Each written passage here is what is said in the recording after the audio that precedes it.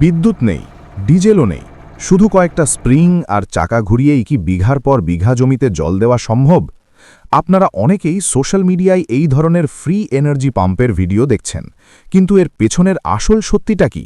ভিডিওতে দেখা যাচ্ছে স্প্রিংয়ের চাপে চাকা ঘুরছে আর পাম্প থেকে হুড়মুড় করে জল বেরোচ্ছে।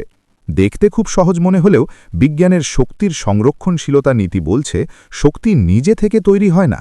বাস্তবে ঘর্ষণ আর যান্ত্রিক বাধার কারণে কোনো যন্ত্র এভাবে নিজে নিজে অনন্তকাল চলতে পারে না। এই ধরনের ভিডিওতে সাধারণত ফ্রেমের আড়ালে বা মাটির নিচে লুকানো ব্যাটারি বা ইলেকট্রিক কানেকশন থাকে, যা আমাদের দেখানো হয় না। এই সব দেশি জুগাড় ভিডিও দেখে নিজেদের দামি পাম্প বা মোটর নষ্ট করবেন না। এগুলো মূলত ভিউ পাওয়ার জন্য বা বিনোদনের জন্য তৈরি করা হয়।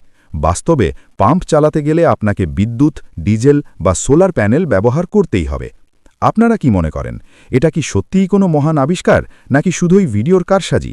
কমেন্টে আপনার মতামত জানান আর ভিডিওটি শেয়ার করে কৃষকদের বিভ্রান্ত হওয়া থেকে বাঁচান। ধন্যবাদ।